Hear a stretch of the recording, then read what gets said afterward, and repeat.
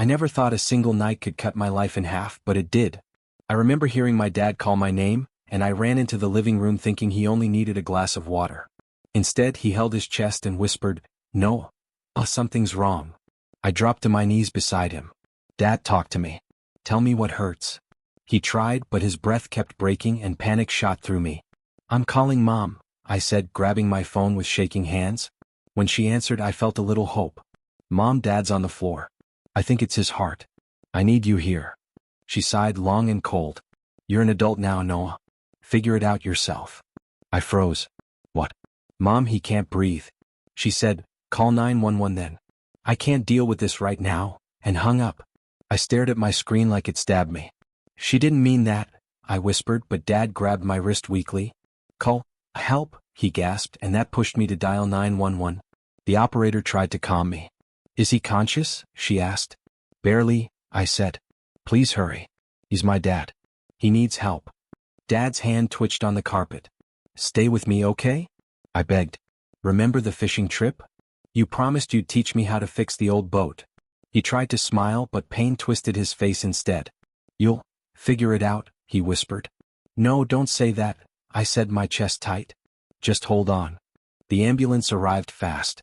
2 paramedics rushed in and one of them knelt beside me. "I'm Eric," he said. "We're going to take care of him." Dad tried to breathe, but his chest kept rising unevenly. "What's his name?" Eric asked. "Tom," I said. "Please don't let him die." They worked fast, lifting him onto the stretcher. "Ride with us," Eric said. I climbed into the ambulance, gripping Dad's hand. "Dad, I'm right here," I said.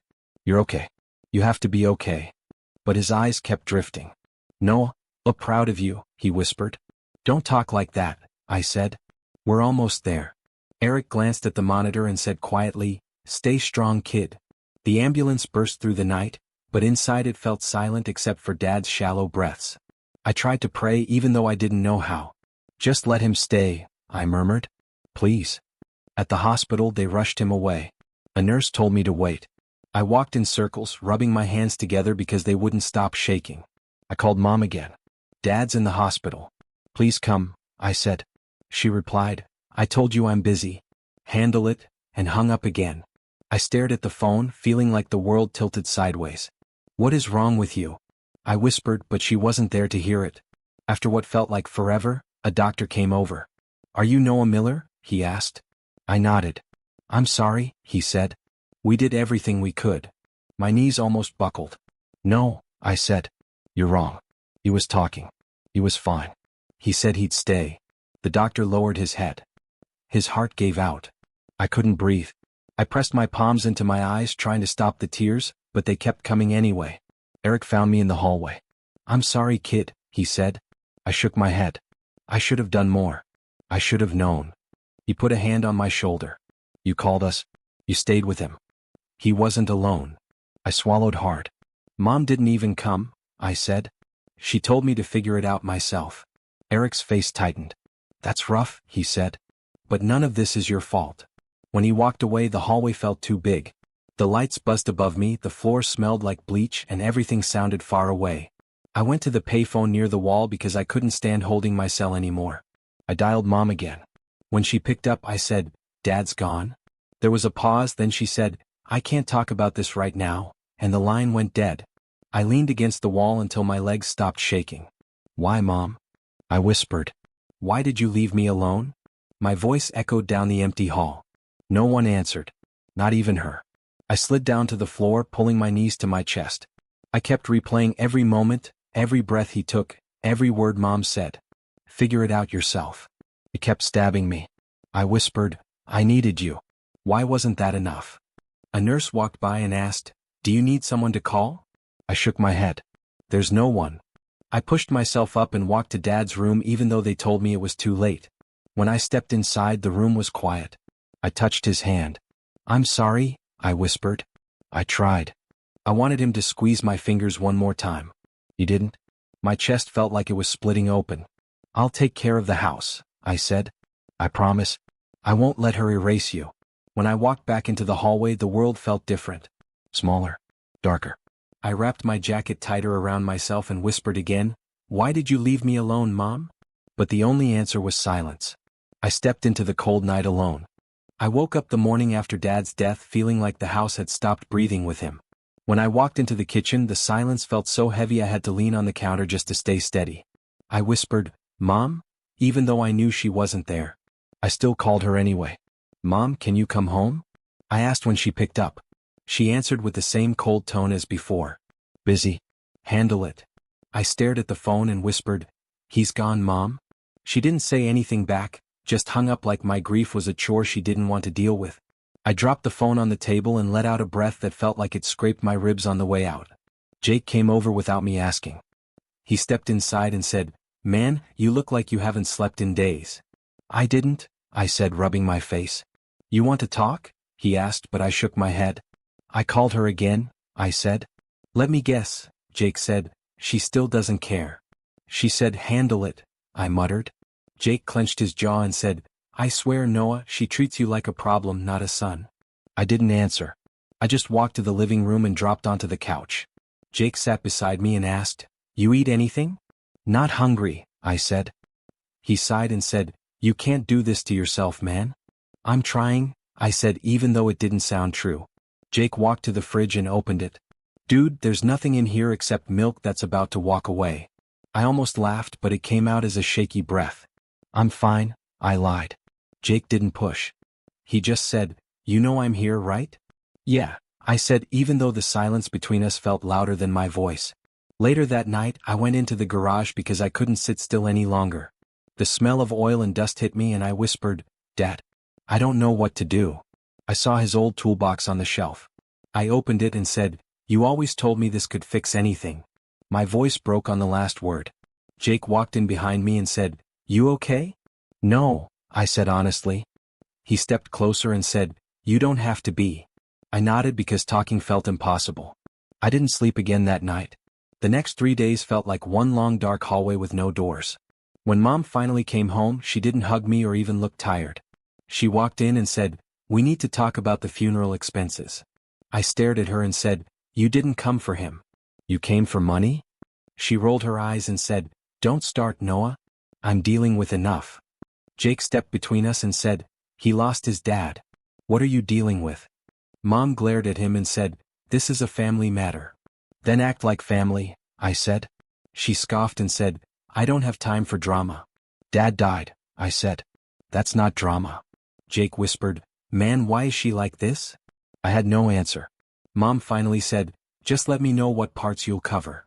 "Parts?" I repeated. "He was your husband." She didn't flinch.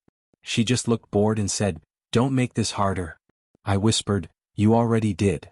Linda knocked on the open door and said, "Everything okay in here?" Mom forced a smile and said, "We're fine." "No, we're not," I said. Linda looked at me gently and said, "You need anything, sweetheart?" I nodded and whispered, "Just someone who actually cares." Mom sighed loudly and said, "I'm leaving. Call me when you're ready to be reasonable." "I was reasonable," I said. "You weren't." She stormed out. Jake closed the door and said, "I'm so sorry, man." I shook my head and said, "I don't think she loved him." "Not really." Jake put a hand on my shoulder and whispered, "You loved him enough for both." I sat on the couch and said, "I just wish she tried." Linda stayed by the doorway and said, "Some people can't love the way we need them to." I closed my eyes and whispered, "I needed her that night." Jake said, "You had me. You still do." I looked at him and said, "Thanks, man." He nodded and said, "We'll get through this together." I leaned back and said, "I don't even know what tomorrow looks like anymore." Jake sat down beside me again and said, "Tomorrow can wait. Just breathe right now." I rubbed my eyes and said, "Every room feels empty without him." Linda stepped closer and said, "Your dad filled this house with love. That doesn't vanish." I nodded and whispered, "I hope not, because I feel like I'm losing everything." Jake said, "You're not losing me and you're not losing who he made you." I let out a shaky breath and said, "I need to believe that." Linda gave me a soft smile and said, "He believed in you every second." I swallowed hard and said, "Sometimes it feels like I'm talking into a void, hoping someone answers back."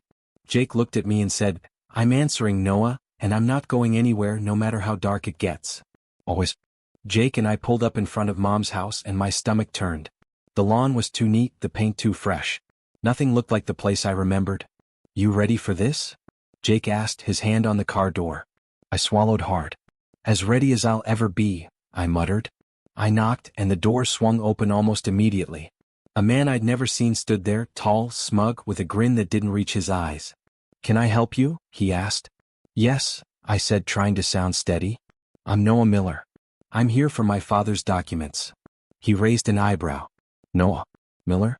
Oh, Karen's son? His smile widened. I'm Mark. I froze. Mark? My voice cracked. You live here?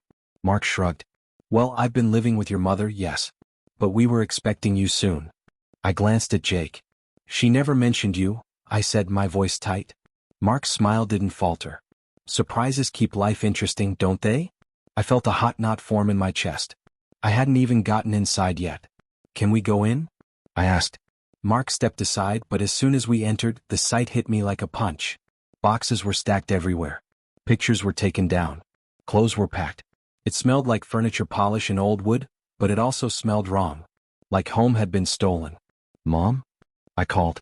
She appeared in the hallway, leaning against the wall, arms crossed. Noah, she said. Her voice was calm, almost rehearsed. Jake, I didn't expect you so soon. Why didn't you tell me about him? I asked, my voice shaking. You're moving in with Mark? You never said a word. Mom's eyes didn't waver.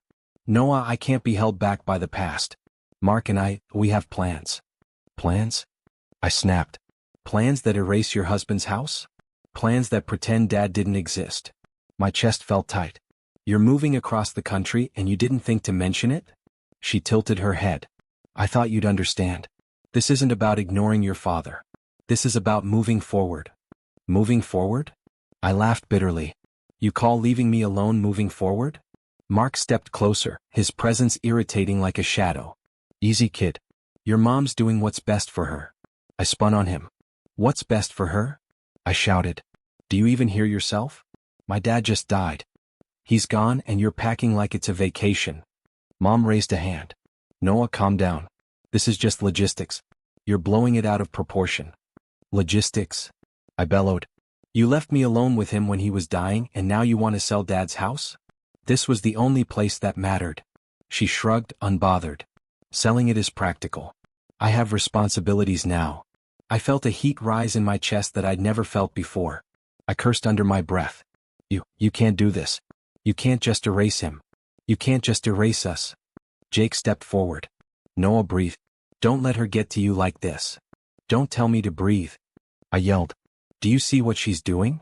I turned back to Mom. This is Dad's house. You think you can just walk in here and take it like it's yours? Like he didn't even exist.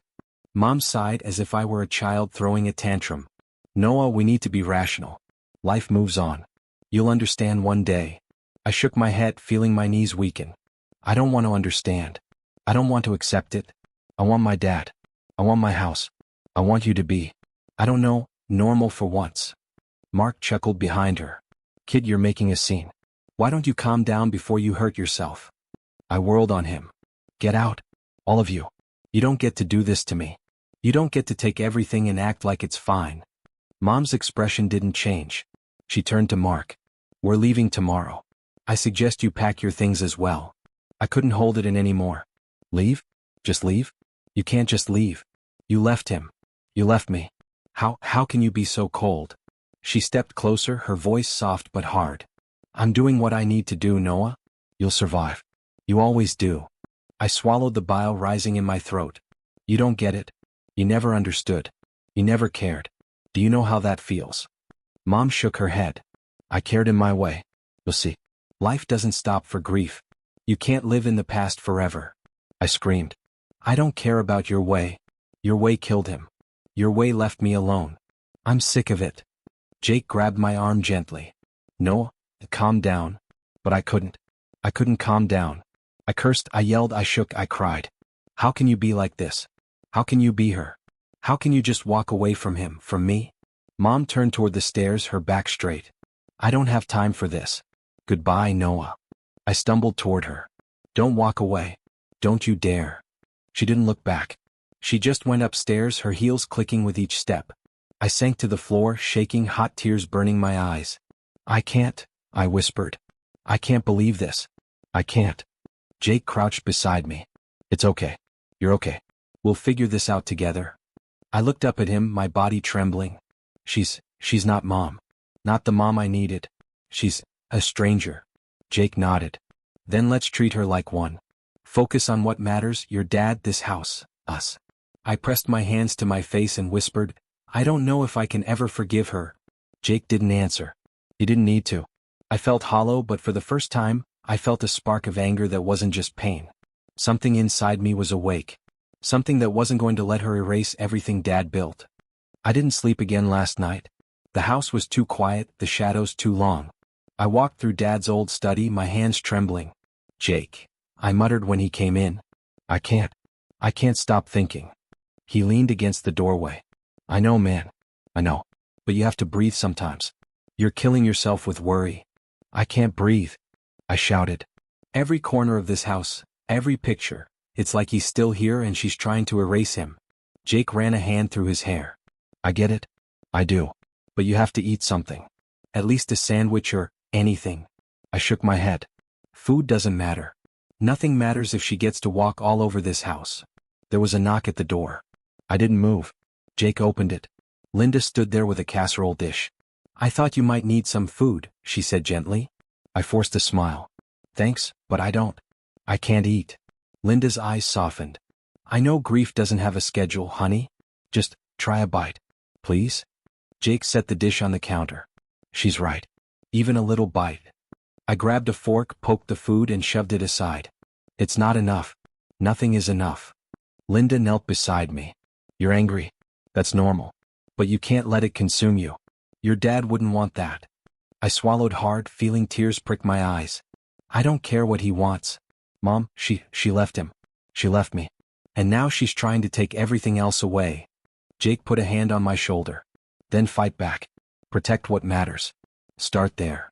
I nodded slowly, a fire building inside me. I stormed into Dad's study, rifling through drawers, old boxes, and folders. Photos, letters, tools, everything he had left me. My hands shook as I picked up a letter marked with my name in Dad's handwriting. My 21st birthday. I hadn't even gotten it. I tore it open. His words were simple, but they hit like a punch. Be stronger than the people who fail you. Protect what you love, Noah. Always. I gritted my teeth. I will, I whispered. I swear I will protect this house. I won't let her erase him. The phone rang. I almost didn't answer, but it was the sharp tone of a professional voice. Noah Miller? Yes, I said. This is Rachel Owens. I represent your mother. She has instructed me to inform you that you must vacate the property within 30 days. I froze. My heart pounded so hard I could hear it in my ears. Excuse me? Rachel's tone remained firm. She is entitled to her portion of the estate. You must comply with the legal requirements. I slammed the phone down. 30 days? She wants me out? She wants to erase everything. She wants me gone. Jake came running. What happened? Mom's lawyer, I said, my voice low, dangerous. She wants me out in 30 days. Jake's eyes widened. Damn, that's a lot.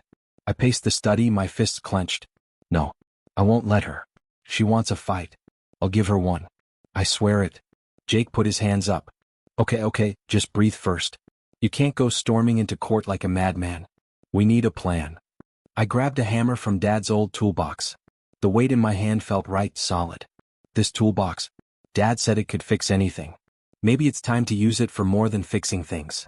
Jake blinked at me. Metaphorically? I nodded slowly. Both ways.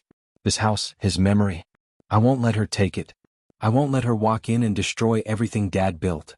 Linda peeked in from the doorway. Noah, I know you're angry, but you don't have to do it alone. You have people who care about you. I looked at her, my hands trembling around the hammer. It feels like no one can care enough. But maybe I can care enough for both of us. Jake walked over and clapped a hand on my shoulder. That's the spirit. We'll get through this. We'll make sure she doesn't erase him. Don't worry. We'll fight this together. I sank into Dad's chair, the letter still in my hand. I can't lose him again. I can't lose his house. I can't lose everything he gave me. Linda crouched beside me. You won't. You're strong, Noah. Stronger than you know. And your dad believed in you, remember? I nodded, gripping the letter tighter. Yeah, he did. He trusted me to be strong. And I won't fail him. Not now, not ever. Jake leaned closer. Then start planning. We'll handle the lawyer, the house, everything. You focus on keeping your promise. I'll handle the rest. I felt a surge of determination. I can do this, I whispered. If she thinks she can just walk over me, she's got another thing coming. I'm ready. I'm done being weak. Linda smiled softly. Good. That fire, it's what will protect him. I stared at the toolbox again. Time to put that fire to work. Time to protect him. I won't let her erase Dad. Jake nodded. Then let's do it. Step by step. I stood, shaking with rage and purpose. Step by step, I echoed. And if she thinks she can scare me, she hasn't met the real me yet. I hadn't planned on leaving the house, but Jake pushed me.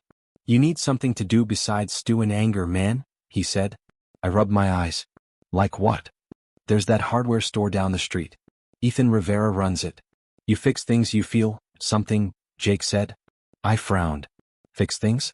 I don't even know where to start. You'll learn, he said. Just go. Do it for Dad. I walked in the next morning. The bell above the door jingled, and a man in his 40s, with kind eyes and calloused hands, greeted me. Hey there, can I help you? I'm Noah Miller. I heard you hire people to help around here. He smiled. You're in the right place, Noah. I'm Ethan.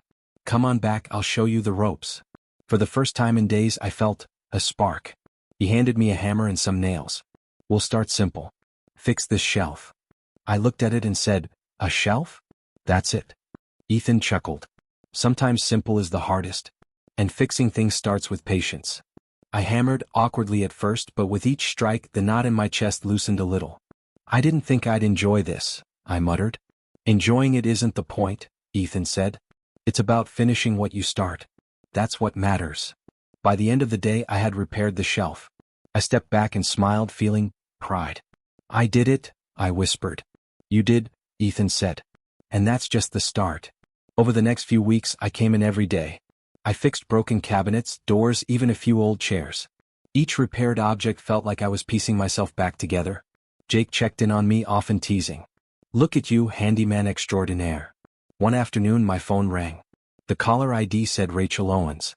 My stomach dropped. Hello. Noah, she said firmly. I need to speak with you about your mother. It has come to my attention that she attempted to forge your signature to force the sale of the property. Do you know anything about this?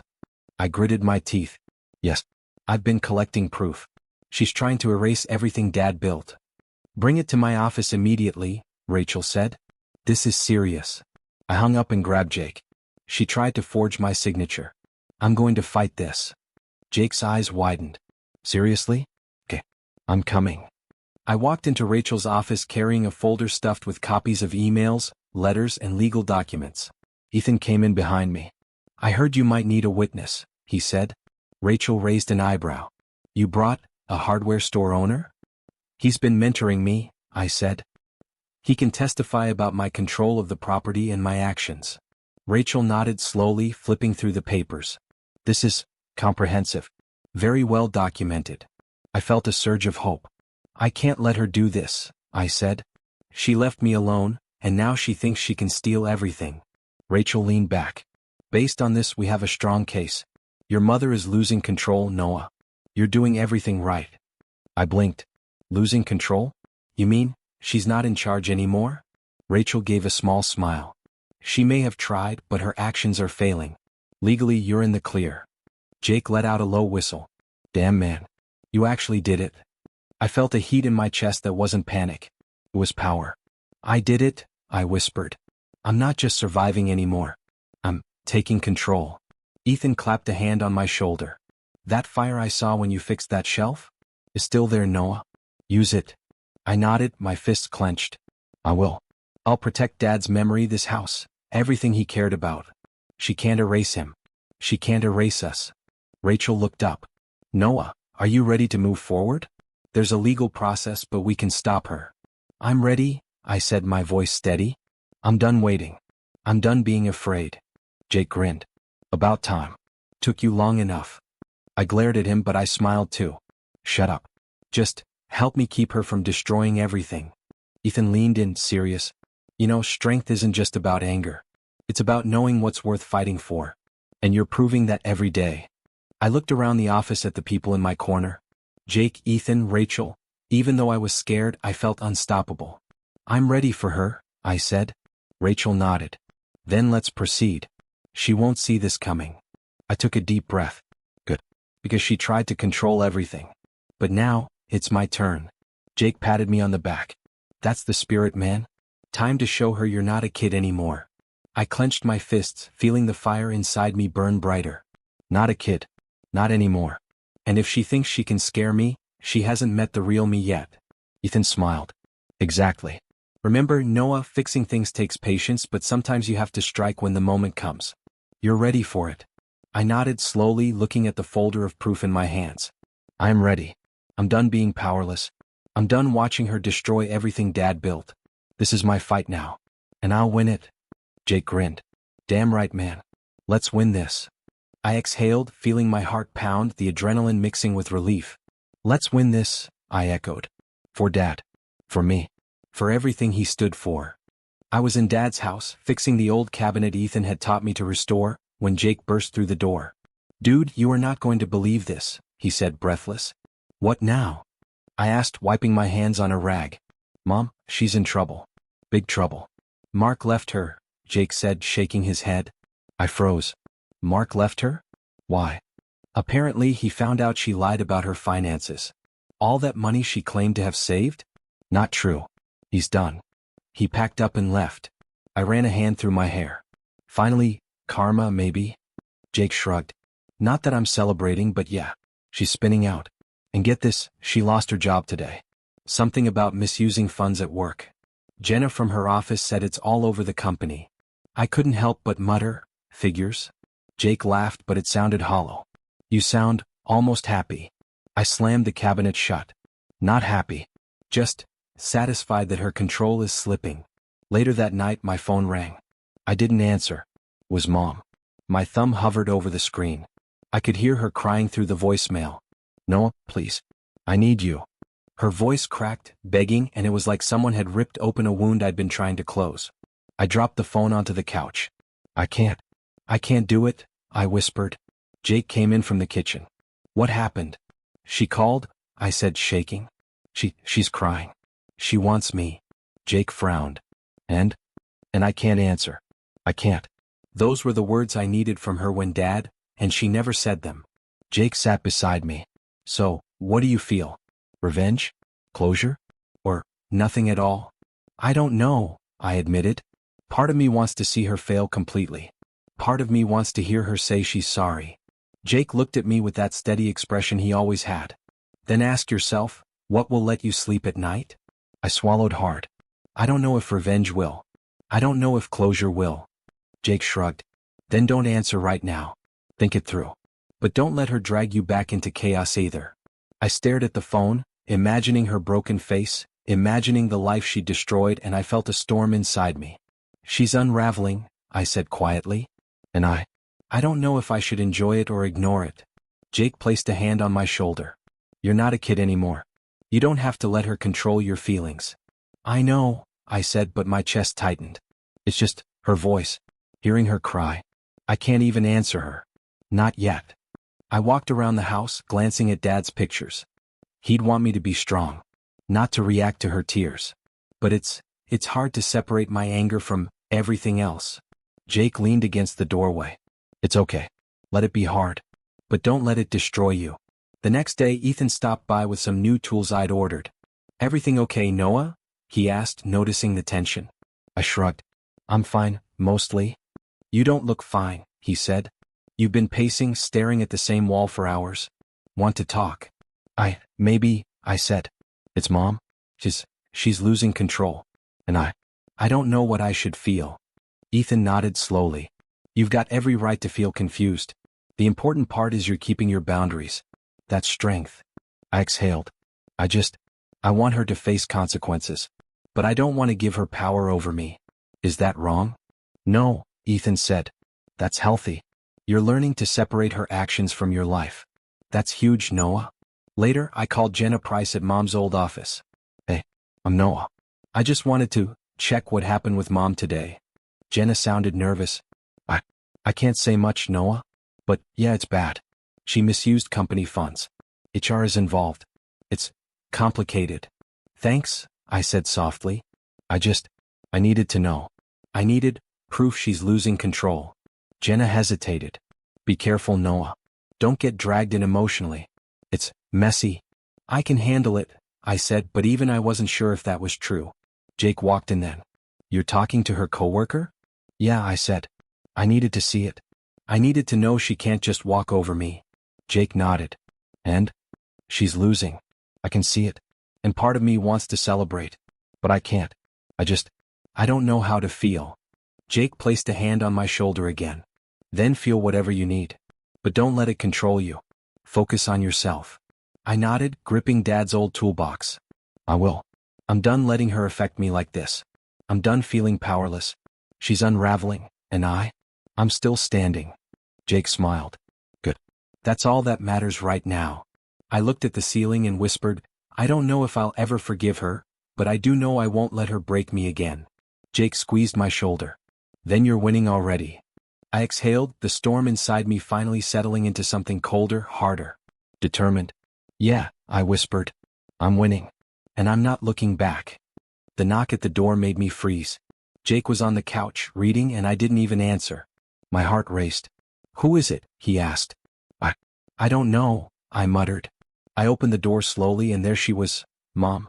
Disheveled, her eyes red, clothes messy. She looked broken. No, please, she said, her voice trembling. I've lost everything. I don't know where to go. I need your help. I swallowed hard. You want my help? After everything? She stepped closer. I made mistakes. I know I did. But I can't do this alone. I clenched my fist. Do you even remember the night Dad died? Her head dropped. I was afraid. I didn't know what to do. I froze. I was ashamed, overwhelmed. I know it doesn't excuse it, but I didn't want to face it. You left me alone with him, I said, my voice tight.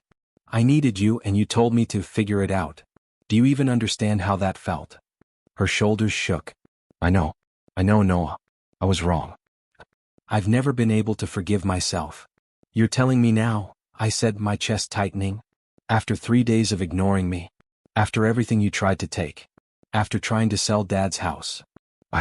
I know, she said, tears rolling down her cheeks. I've lost control.